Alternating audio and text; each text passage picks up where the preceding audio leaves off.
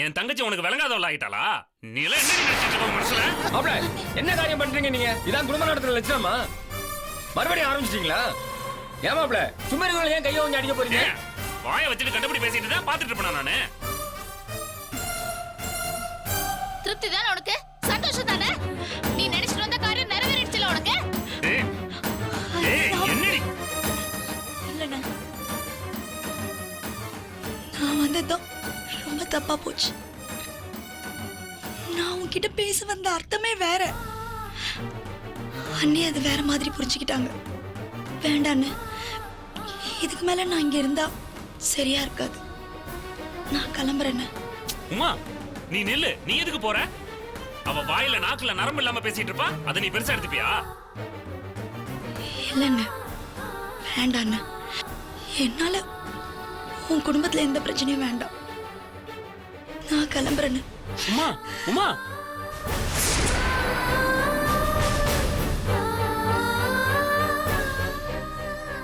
நீ எல்லாம் ச்சே.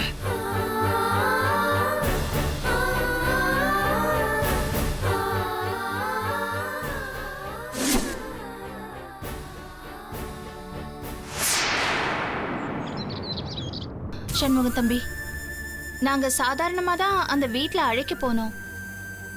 பானு வீட்டை பொறுத்த வரைக்கும் முற்றுப்புள்ளி வச்சு அந்த உறவை நம்ம முறிக்க முடியாது. அது பக்கத்துல இன்னொரு புள்ளியை வச்சு தொடர வேண்டிய சூழ்நிலையில தான் நம்ம இருக்கோம். ஏன்னா உமாவை நம்ம அங்க கல்யாணம் பண்ணி கொடுத்துருக்கோம். ஆமா அண்ணி, அவங்க ஒவ்வொரு தடவையும் நம்ம முகத்துல கரிய பூசி அனுப்புவாங்க. நாம அதெல்லாம் கழுவிட்டு ஒண்ணுமே நடக்காத மாதிரி இருக்கணும். என்ன அண்ணி பேசுறீங்க நீங்க? இது பாருங்க, தயவு செஞ்சு புரிஞ்சுக்கோங்க. இது குடும்ப விவகாரம். நமக்குள்ள 1000 இருக்கும். ஆனா அவங்க கிட்ட இதெல்லாம் நம்ம காட்டிக்க முடியாது. அதோட பானுமதி வீட்டுக்கு போனது இந்த விழாவுக்கு அழைக்கிறதுக்கு மட்டும் கிடையாது. உங்க கல்யாணம் எந்த பிரச்சனையும் இல்லாம நடக்கணும்.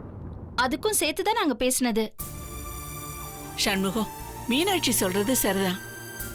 பானுவை பார்த்து பேசும்போது உன் கல்யாணத்துல எந்த பிரச்சனையும் பண்ணக்கூடாதுன்னு அவகிட்ட வேண்டி கேட்டுக்கிட்டு தான்ப்பா வந்தோம். சரிம்மா, நீங்க கேட்டீங்க, அண்ணி கெஞ்சினாங்க. நம்ம குடும்பமே காலில் விழாத குறையா கெஞ்சிரும். அதெல்லாம் சரி. அவ என்ன சொன்னா? அதுதானே முக்கியம். இல்ல தம்பி, அவ ஏற்கனவே சொன்னதுதான். கல்யாணத்துல பிரச்சனை பண்ண மாட்டேன்னு அவ சொல்லியிருக்கா. ஆனா வழக்கு நடந்து முடிஞ்சு அதுல அவ மேல எந்த களங்கமும் இல்லைன்னு நிரூபிக்கிறதுல அவ தெளிவா இருக்கா. அதுக்கு என்ன அண்ணி அர்த்தம்? ஏன் நீ உங்களுக்கு புரிய மாட்டேங்குது? அவ முதல்ல டைவர்ஸ் கேட்ட போது நான் மியூச்சுவலா தரமாட்டேன்னு சொல்லிட்டேன். இப்ப நான் தரேங்கிறேன், அவ வேணாங்கிறா. ஏன்? கேஸை இழுத்து அடிக்கணுங்கிறதுக்காகத்தான் நிரூபிப்பேன் அப்படின்னு கங்கணம் கட்டிட்டு இருக்கிறா. ஏன் நீ உங்ககிட்ட அவ்வளவு தீர்க்கமா சரின்னு சொல்றவ எதுக்காக தங்கவேல் ஐயாவுக்கு நோட்டீஸ் கொடுக்கணும்? அண்ணி, இதெல்லாம் நீங்க புரிஞ்சுதான் பண்றீங்களா இல்ல புரியாம பண்றீங்களான்னு எனக்கு தெரியல. ஒவ்வொரு தடவையும் அந்த வீட்டுக்கு போய் என்ன அசிங்கப்படுத்திட்டாங்க, கேவலப்படுத்திட்டாங்க, அவமானப்படுத்திட்டாங்கன்னு சொல்றீங்க. இப்போ திருப்பி அதே வீட்டுக்கு போய் அழைக்கணும்னு சொல்றீங்க. இந்த மாதிரி பண்றது நீங்களே என்ன அவமானப்படுத்துற மாதிரி தான் இருக்குன்னு நான் யோசிக்கவா? என்ன சண்முகம், என்ன இப்படிலாம் பேசுற? ஏதோ நம்ம உமாவுக்காக போய் அழைச்சிட்டு வந்திருக்கா. அதுக்கு நீயே இவ்வளோ பதட்டப்படுற? இல்லண்ணே, ரொம்ப கஷ்டமா இருக்குண்ணே. அவங்க உமாவையும் மதிக்கல, அவளையும் கேவலமா தான் நடத்துறாங்க. ஏதோ அந்த பையன் கொஞ்சம் அனுசரணையா இருக்கான். அதுவும் உமா சொல்றதா நாம நம்புறோம். கல்யாணம் ஆன கையோட அவனும் வெளிநாட்டுக்கு போயிட்டான். எனக்கு என்னவோ அண்ணி அவங்க வீட்டுக்கு போய் பேச்சு வாங்கிட்டு வரதெல்லாம் எனக்கு சரியா படலண்ணே. அது மட்டும் இல்ல, அவங்க முன்னாடிலாம் தலை குனிஞ்சிட்டு நிக்கணுங்கிற அவசியம் நம்ம வீட்டுல யாருக்குமே இல்லை. அதனால அந்த குடும்பத்துல இருந்து யாரும் நம்ம குடும்ப விழால கலந்துக்க வேணாம். என்ன தம்பி, மறுபடியும் நாங்க உமாக்காக தானே சொல்றோம். அப்படியா நீ? சரி, இப்போ ஒருவேளை எனக்கு 2வது கல்யாணம் நடக்க போகுது இல்லையா, அதுக்கும் அவங்க வீட்டுல போய் கூப்பிட போறீங்களா? இல்ல அது உமாவோட குடும்பம் அதனால கூப்பிடணும் அப்படின்னு சொல்லுவீங்களா? மாட்டீங்கல்ல, கூப்பிட முடியாதுல்ல. அப்படிதான் இனிமே எல்லா விஷயத்திலையும் அவங்கள கலந்துக்கணும் அப்படின்னு நினைக்காதீங்க. விட்டுருங்க. விடு சண்முகம், யதார்த்தமா நடந்த விஷயம், நாம அவங்கள குத்தம் சொல்ல வேண்டாம். சரி, இப்ப அந்த பேச்சு விடு. இப்போ நம்ம சைட்ல இருந்து நம்ம யார் யார் அழைக்க போறோம்னு முதல்ல சொல்லு மீனாட்சி. அது சாந்தி வீட்டுக்கு போகணுங்க. முடிஞ்சா நீங்களும் சண்முகம் தம்பியும் போய் அழைச்சிட்டு வந்துருங்க. அடுத்தது அந்த ஆள் ஒருத்தர் வர வர நம்ம வீட்டு மனுஷங்க வீட்டுக்கு போகணும்னு சொன்னாலே ஏதோ விஷம் சாப்பிட்ற மாதிரி வெறுப்பா இருக்கு. என்ன பண்ணி தொலைகிறது? நம்ம வீட்டு பொண்ணுங்களை கட்டி கொடுக்கும் போதே எதை கொடுத்து அனுப்புறோமோ இல்லையோ நம்மளோட வெக்கம், மானம், சூடு, சொரணை எல்லாத்தையும் கொடுத்து அனுப்பியாச்சு. சாந்திக்காக நம்ம முறையா அவங்கள அழிச்சு தான் ஆகணும். அண்ணி, இதுல வேற வழி இல்ல தம்பி. அதே மாதிரி சரவணன் தம்பி வீட்லயும் போய் அழிச்சு தான் ஆகணும். ஏன்னு நீங்க இப்படி இருக்கீங்க? டேய், எனக்கு கோவம் வர மாதிரியே பேசிட்டு இருக்கீங்க எல்லா விஷயத்தையும். சரவணன் அழைக்கணுமா? ஏன் அன்னைக்கு அவன் வந்து பேசிட்டு போனது பத்தாதா? அதான் நாக்குல தேள் கொட்டுற மாதிரி பேசிட்டு போனானே. இன்னும் எதுக்காக அவனை அழைக்க வேண்டியிருக்கு? சண்முகம், அவனும் இந்த வீட்டு புள்ள தானே. வீட்டை விட்டு தனியா போயிட்டா அவன் எனக்கு புள்ள இல்லைன்னு ஆயிடுமா? அவனை எப்படிடா அழைக்காம இருக்க முடியும்? ம், அப்படியா? அது எனக்கு தெரியாம போச்சுமா. அன்னைக்கு அவன் வீட்டுக்கு வந்தப்போ உங்ககிட்ட பேசிட்டு இருக்கும்போது அண்ணனை உங்க புள்ளன்னு சொல்றாரு, அண்ணிய இவர் பொண்டாட்டின்னு சொல்றாரு. என்கிட்டயே வியாபார பகை போட்டின்னு பேசுறாரு. அவ்வளவு ஏன் இந்த குடும்பத்தையே எதிரின்னு பேசுறான். அண்ணி கூட கண் கலங்கி போயிட்டாங்கம்மா. ஆனா இன்னைக்கு அவரை அழைக்கணும்னு சொல்றீங்க. வளர்த்த அண்ணன் யாரோ அண்ணி யாரோ, அம்மா இந்த வீட்டுக்கு தொடர்பே இல்லாதவங்க, பாசம் காட்டினா வியாபார எதிரி. அண்ணி, எப்படி அண்ணி அவனை கூப்பிட உங்களுக்கு மனசு வருது? உங்க பொறுமைக்கு ஒரு எல்லையே இல்லையா? இது பாருங்க, இது வீட்டு விசேஷம். நீங்க சொல்ற மாதிரி மனசுல வன்மத்தை வச்சுக்கிட்டு இருக்க முடியாது. அப்படியே வச்சுக்கிட்டு இருந்தா அது நமக்கு கெடுதல்ல தான் முடியும். சில விஷயங்கள்ல நம்ம விட்டு கொடுத்து தான் போகணும். இல்ல அண்ணி, முடியாது. இன்னொரு தடவை நீங்க அந்த வீட்டுக்கு போய் அவமானப்படுறதை என்னால ஏத்துக்க முடியாது. நீங்க அங்க போக போறது இல்ல, அதனால அந்த எண்ணத்தை விட்டுடுங்க. அவனை யாரும் அழைக்க வேணாம். அது பிரச்சனையை தான் அதிகப்படுத்திட்டு போகும். அண்ணி, இந்த 4 பசங்க ஆலமர வேர் விழுது மாதிரி அப்படிங்கறதெல்லாம் இனிமே எதுவுமே கிடையாது. பாருங்க, மனசை போட்டு குழப்பிக்காதீங்க. அதெல்லாம் பழைய கதை. இப்பெல்லாம் அவங்க பாதை அவங்க பயணம் ஆயிடுச்சு. நாம குறுக்க போனா வேணான்றது தெளிவா இருக்காங்க. யதார்த்தமா போனாலே குறுக்க வந்ததா தேவையில்லாம பிரச்சனை பண்ணிட்டு இருக்காங்க. தயவு செஞ்சு புரிஞ்சுக்கோ அண்ணி. சரி, நாம அவங்கள கூப்பிடலன்னா வீரமணி வீட்டுல இருந்து அவங்கள கூப்பிட மாட்டாங்களா? அது எப்படிப்பா? நாமளே அவனை மதிச்சு கூப்பிடாம இருக்கும்போது அவங்க மட்டும் எப்படி கூப்பிடுவாங்க? இங்க பாருங்க, அவங்க நம்ம நினைப்ப மாத்திருவாங்க. நாம கூப்பிடாம விட்டா வீம்புக்கு அவங்க போய் கூப்பிடுவாங்க. அதுக்காக தான் நான் சொல்றேன், நாம முறையா போய் அவங்கள அழைக்கலாம். இத பாருங்க தம்பி, உங்க கல்யாணம் நல்லபடியா முடியற வரைக்கும் நம்ம எந்த பிரச்சனையும் பண்ணாம எந்த சிக்கலும் பண்ணாம சுமூகமா இருக்கிறது தான் நல்லது. அண்ணி, எனக்கு கல்யாணமும் வேணாம், ஒரு கன்றாவையும் வேணாம். என் வாழ்க்கையை கேட்டு கட்டு போட்டு போகட்டும், விடுங்க. சண்முகம், ஆனா இந்த விஷயத்தை நான் சும்மா விட மாட்டேன். அதே மாதிரிதான் சொத்து விஷயமும் பிரிக்க விட மாட்டேன். நான் அதுல ரொம்ப தீர்மானமா இருக்கேன். நான் சொல்ல வேண்டியதை சொல்லிட்டேன். அப்புறம் நீங்க யாரை கூப்பிடணும் யாரை கூப்பிட வேணாங்கிறத நீங்களே முடிவு பண்ணிக்கணும்.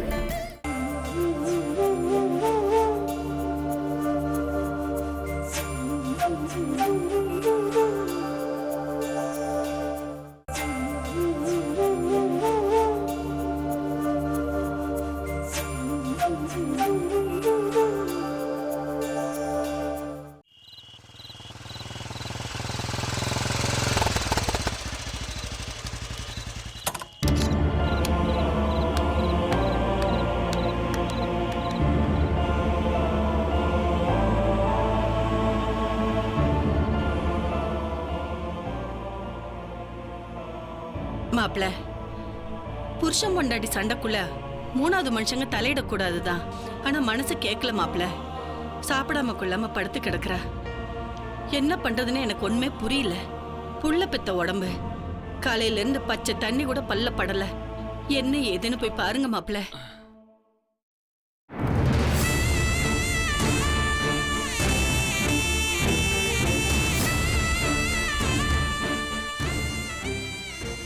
என்ன ஆனந்தி, ஏன் சாப்பிடாம படுத்திருக்க? என்ன ஆச்சு உனக்கு? ஏன் இப்படிலாம் நடந்துக்கிற ஆனந்தி? சரி வா, சாப்பிட்டு வரலாம் வா.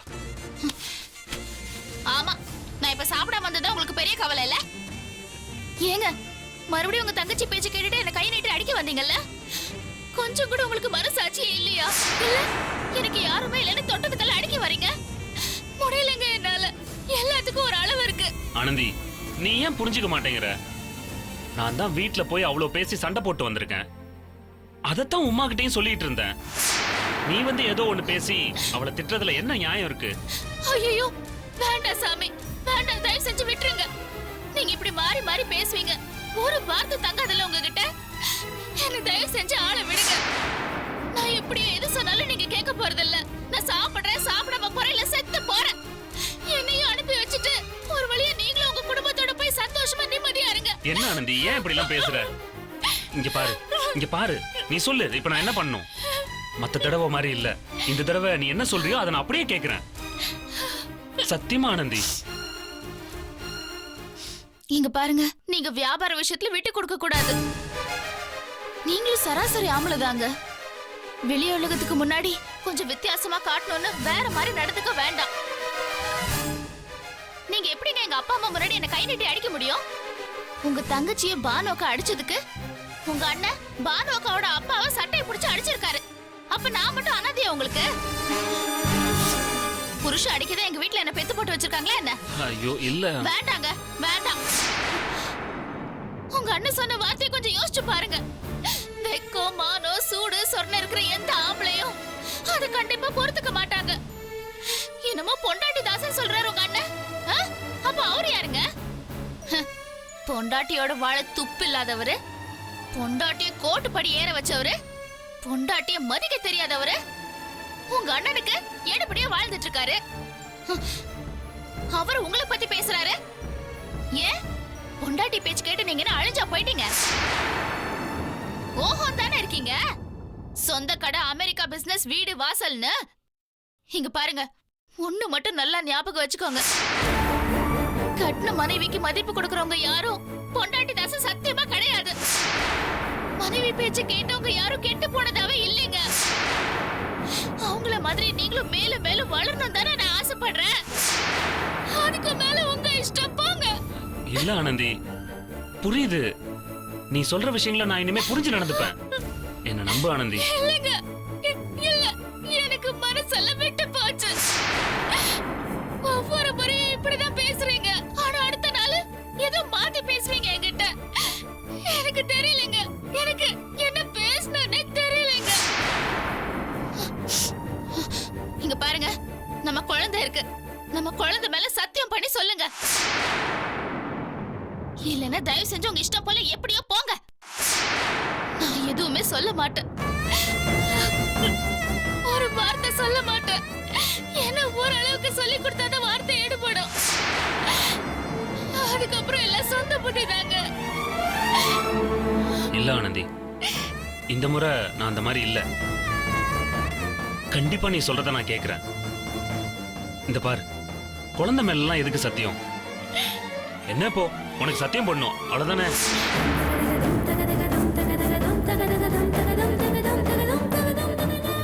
சத்தியமா இனிமே நான் வாக்கு தவறவே மாட்டேன்.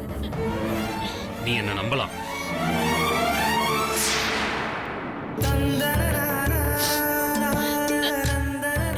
இங்க பாரு, இங்க பாரு, சாப்பிடாம இருக்க, கொஞ்சமா சாப்பிடு, சரியா? வா. வா.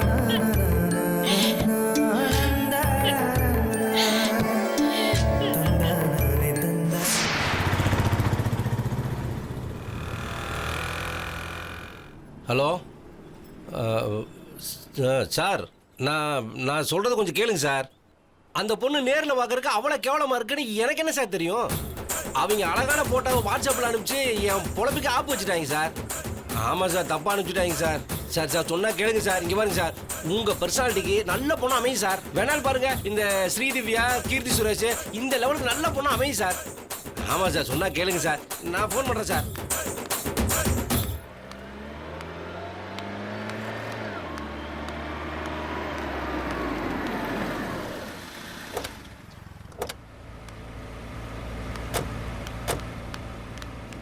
மாப்பிள வணக்கம் மாப்பிள. கும்பிட போன தெய்வம் குறுக்க வந்த மாதிரி உங்களை தேடி வீட்டுக்கு போயிட்டு இப்பதான் வரும். நீங்க இங்க இருக்கீங்க. வீட்டுல தங்கச்சி மட்டும் தான் இருந்தா. உங்களை பார்க்க முடியலையேன்னு நினைச்சோம், ஆனா நேர்லயே பார்த்துட்டோம். ஒரு நிமிஷம் இருங்க. என்னமோ சொன்னீங்களே நாங்க தெய்வமா? என்ன ஓவரா பில்டப் கொடுக்குறீங்களே? என்ன உங்க வீட்டுல ஏதாவது விசேஷமா? நாங்க அந்த விசேஷத்துக்கு வரணுமா? இல்லைன்னா என்ன தேடி இவ்வளவு தூரம் வர மாட்டீங்களே? மாப்பிள உடனே புரிஞ்சுக்கிட்டாருல. மாப்பிள நம்ம வைஜெயந்திக்கு வளகாப்பு பண்றோம். அதான் உங்களையும் எங்க தங்கச்சியை அழைச்சிட்டு போலான்னு வந்தோம்.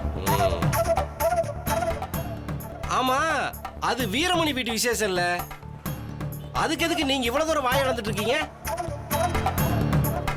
ஏன் அந்த ஆள் வந்து கூட மாட்டாரா? மத்ததுக்கெல்லாம் அடியால விட்டு இறக்குறாரு. இப்ப என்ன வந்துச்சு அவருக்கு? இல்ல என்ன இருந்தாலும் நீங்க நம்ம வீட்டு ஆளுங்க, நம்ம தானே கூப்பிடணும். வைஜெயந்தி நம்ம வீட்டு பொண்ணு தானே, அதான் எல்லாரையும் அழைக்கலான்னு வந்தோம். என்னங்க வளகாப்பு தற்காப்புன்னு சொல்லிட்டு இருக்கீங்க? சொன்னது எதையுமே செய்யலையே. சொத்து பத்தை பிரிக்க சொன்னா முடியாதுன்னு சொல்றீங்க. சரி காசாவது கொடுங்கன்னு சொன்னா அதுவும் தர மாட்டேங்கிறீங்க. மீறி கேட்டா அடிப்பீங்க, ஜெயிலுக்கு அனுப்புவீங்க. கேள்விப்பட்டேன் அந்த சரவணை உங்க வீட்டுல வந்து உங்களை எதிர்த்துக்கிட்டு எதுக்கு வியாபாரம் பண்றத பத்தி வாய்களையே பேசி போனானவன்ல. அவன் கடை வச்சிருக்காங்கிறத நான் தாங்க முத உங்கள்கிட்ட சொன்னேன். அவன் அவ்வளவு தூரம் பேசியிருக்கான். அவனை பத்தி எதுவும் சொல்ல மாட்டீங்க. ஏன்னா நீங்க எல்லாம் ஒண்ணுக்குள்ள ஒண்ணு ஒரே ரத்தம். ஆனா எங்களை ரத்த வரவளக்கு அடிச்சாலும் நீங்க என்ன எதுன்னு கேட்க மாட்டீங்க. நாங்கெல்லாம் ஏமாந்தவங்க. ஏங்க என்னை பார்த்த இழிச்ச பையன் எழுதி போட்டிருக்கா? போங்க வாயை கடறாம ஏதாவது சொல்லிட போறேன். இங்க பாருங்க, நான் எதுக்குமே என்னால வர முடியாதுங்க. மாப்பிள்ளை எங்கன்னு கேட்டாங்கன்னா மண்டையை போட்டான்னு சொல்லுங்க. மாப்பிள வந்துட்டேன். தயவு செஞ்சு சொல்றத கேளுங்க. என்ன உங்களுக்கு நிறைய வேலை இருக்குன்னு தெரியும், தங்கச்சியாவது அனுப்பி வைக்கலாம்ல. ஓ, நான் வராட்டியும் பரவாயில்ல, உங்க தங்கச்சி வரணுமா? அவளும் இதுக்கு வரமாட்டாங்க. அவ வந்தான்னு வச்சுக்கோங்களேன், பேசாம நீங்களே வீட்டுல கொண்டு போய் வச்சுக்குங்க.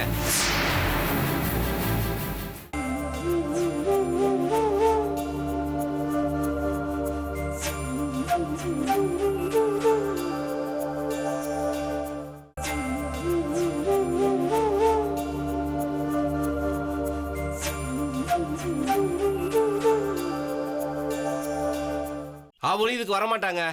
அவ வந்தான்னு வச்சுக்கோங்களேன், பேசாம நீங்களே வீட்டுல கொண்டு போய் வச்சுக்குங்க. போதுண்டா சாமி, உங்க குடும்பத்தோட சாவகாசன்னு உங்க குடும்பத்தோட தொடர்பே இல்லாம நிம்மதியா இருப்பாங்க. இங்க பாருங்க, இந்த விசேஷம் நாங்க 2 பேரும் வரமாட்டாங்க. அது இல்லாம வீரமணி வீட்டு விசேஷத்துக்கு நாங்க எதுக்கு வரணும்? அந்தாலும் அவங்க பிள்ளைகளும் என்ன கை நீட்டுற அளவுக்கு போயிருக்காங்க. என்ன வெக்கா மான சூடு சொரணை எதுவுமே இல்லாதவன் நினைச்சிருக்கீங்களா? நானும் சோத்து உப்பு போட்டு தாங்க திங்கிறேன். உங்க தம்பி என்ன மாட்டை போட்டு அடிக்கிற மாதிரி அடிச்சான். எப்பயாவது ஒரு தடவையாவது என்ன ஏதுன்னு மறுபடியும் வீட்டு பக்கம் வந்து என்ன பாத்தீங்களாங்க? உங்களுக்கு என்னங்க, உங்க குடும்பம் மட்டும் நல்லா இருக்கணும், ஊருக்குள்ள உங்களுக்கு நல்ல பேர் இருக்கணும், அவ்வளவுதானே. நாங்க மட்டும் விசேஷம் மட்டும் வந்து நாங்க தலையை கவுத்திட்டு போகணும். நீங்க வச்ச ஆள் தானே நாங்க. மாப்பிள ரோட்ல இப்படி வச்சு பேசுறது நல்லாவா இருக்கு? யாராவது பார்த்தாங்கன்னா தப்பா நினைக்க மாட்டாங்க. உங்களுக்கு அவ்வளவு தன்மானம் இருந்துச்சுன்னா நீங்க எதுக்கு என்ன பொது இடத்துல வச்சு அழைக்கணும்? வீட்டுல வந்து அழைக்கலாம்ல. ஏன் தங்கச்சி இப்ப பார்க்க போனீங்கல்ல, ஏன் எங்களைய பார்க்க மறுபடியும் வர மாட்டீங்களா? இவனை எல்லாம் ஒரு ஃபார்மாட்டுக்கு அழைச்சு வைக்கிறீங்க, அப்படித்தானே? இவன் வந்தா என்ன வராட்டி என்ன, அதானே உங்க எண்ணம்? ஹலோ, உங்க மைண்ட் வாய்ஸ் என்ன எனக்கு நல்லாவே கேக்குதுங்க. இந்த கருவாப்பைய வராம இருந்தானா ஃபங்க்ஷன் நல்லா இருக்குமே தான் நினைக்கிறீங்க? ஆமாய்யா, உன்னெல்லாம் கூப்பிட வேணாம் தான் பார்த்தோம். தங்கச்சி முகத்துக்காக கூப்பிட வேண்டியதா இருக்கு. அதான் தெரியுமே, உங்களை பொறுத்த வரைக்கும் உங்க வீட்டு ஆளுக்கு தாங்க முக்கியம். இந்த பிரிவினை தாங்க உங்க அத்தனை பேத்து மேலே வெறுப்பா வருது. மனசார நீங்க யாருமே எதையும் ஏத்துக்க மாட்டீங்களே. உங்களுக்கு தங்கச்சி தான் முக்கியம்னா உங்க தங்கச்சி வீட்டோட வச்சுக்க வேண்டியதானே? எதுக்கு அவங்களுக்கு கல்யாணம் காட்சி ஒண்ணு பண்ணி வைக்கிறீங்க? உங்க உங்க குடும்பத்தாளு எல்லாம் ஒண்ணா இருந்து கடைசி வரைக்கும் கும்மி அடிச்சிருந்து வேண்டியதானே? மரும வரணும், மாப்பிள்ளை வரணும், ஆனா எல்லாரும் உங்களை மட்டும் மதிக்கணும், நீங்க மட்டும் மத்த குடும்பத்தை தூக்கி போட்டு மிதிக்கணும். அதானே உங்க என்ன? போதும் மாப்பிள்ள, மனசார அழைக்க வந்தோம், நீங்க புரிஞ்சுக்கல. வர முடியாதுன்னுட்டீங்க, அதுக்கு மேல நாங்க என்ன சொல்றது? சண்முகம், இதுக்கு மேல நாம இங்க இருந்தா நல்லா இருக்காது. வா போலாம். வரேன்.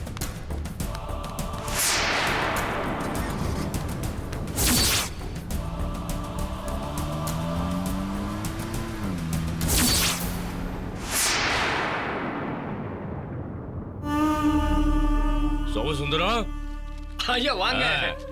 எப்படி இருக்கீங்க? வாங்க வாங்க. எப்படி இருக்கிற? நல்லா இருக்கேன், நல்லா இருக்கேன். ஆனந்தி, மாப்பிள கொஞ்சம் இங்க வாங்க. உட்காருங்கய்யா, வாங்க உட்காருங்க. வாங்க உட்காருங்க. வணக்கம்மா. எப்படி இருக்கீங்க? நல்லா இருக்கம்மா. வள்ளி, ஐயாவுக்கு காப்பி ஏதாவது எடுத்துட்டு வா. அதெல்லாம் ஒண்ணும் வேணாங்க, வர வழியில எல்லாம் சாப்பிட்டு தானே வந்துட்டு இருக்கேன். வாங்கப்பா, வாப்பா, வாங்க. வாமா வாமா. நல்லா இருக்கீங்களாப்பா? வீட்ல எல்லாரும் எல்லாம் நல்லா சௌக்கியமா? இருக்கோம்மா, ஒன்னும் பிரச்சனை இல்ல. என்ன பொண்ணு வைஜெயந்திக்கு வளகா போறதுல? அதான் உங்களை அழைக்கலாம்னு நானே நேரில் வந்துட்டேன். நியாயப்படி பார்த்தா என் பொண்டாட்டியோட நான் வந்திருக்கணும். தட்டில் வெத்தலை வாக்கு பூ பழம்லாம் வச்சு உங்களை மரியாதையா அழைச்சிருக்கணும். எங்க முடியுது அவளுக்கு? முன்னாடி மாதிரி அலைய முடியல, வைக்க முடியல, வயசாகி போச்சு இல்ல. அதான் பேசாம வீட்டில் இரு, நான் போயிட்டு வந்துடுறேன்னு நான் தான் எல்லார் வீட்டுக்கும் தனியாவே போய் அழைச்சிட்டு இருக்கேன். சொல்ல போனா நீ அவளும் ஒரே நேரத்துல கற்பம் தெரிச்சீங்க. உங்க 2 பேருக்கும் ஒன்னா ஜாம் ஜாம்னு வளகாப்பு பண்ணிருக்கணும், நாங்க பண்ணிருப்போம். எங்க நீ தான் முந்திக்கிட்டிய. அதான் முன்னாடியே பிள்ளைய பத்துட்டால. எப்படி இருக்கான் உன் பையன்? நல்லா இருக்கான்ப்பா. என்ன பேர் வச்சிருக்க? கார்த்திக். கார்த்தி, நல்லா இருக்கு மாப்பிள்ள பேர்லாம். என்ன மாப்பிள்ள, ஏன் கம்முன்னு இருக்கீங்க? சொன்னாரு உன் மாமனார், எல்லா விஷயத்தையும் சொன்னாரு, கேள்விப்பட்டேன். அண்ணன் தம்பி உறவுங்கிறது அவங்கவுங்களுக்கு தனித்தனியா குடும்பம் அமையற வரைக்கும் தான். அவங்களுக்குன்னு பொண்டாட்டி பிள்ளைலாம் வந்துருச்சுன்னு வைங்க, அப்புறம் அப்படித்தான் பட்டும் படாமலும் அது அப்படித்தான் வாழ்க்கை போகும். இதுக்காக போய் மனசை போய் குழப்பிக்கிட்டு சங்கடப்படுத்திட்டுலாம் அப்படி இருக்கக்கூடாது. இப்போ என்னோட பசங்க இருக்காங்க 2 பேரு, அவங்களுக்கு இன்னும் கல்யாணம் ஆகல. கல்யாணம் பண்ணிக்கலேன்னு வைங்களேன், அவங்க கல்யாணம் பண்ணியிருந்தாங்கன்னா ஏன் பாடு அதோ கதி தான். அவங்க 2 பேருக்குள்ள இருக்கிற ஒற்றுமையும் இருக்காது, அதை நான் அடிச்சு சொல்ல முடியும். இந்த என் பையன் வீரசேன இருந்தான்ல, அவன் கல்யாணம் பண்ணானா இல்லையா? அவனுக்கு வந்தவன் என்ன பண்ணா, அவனை கூட்டிட்டு எல்லாத்தையும் தூக்கி போட்டு உடைச்சிட்டு கூட்டிட்டு போயிட்டா.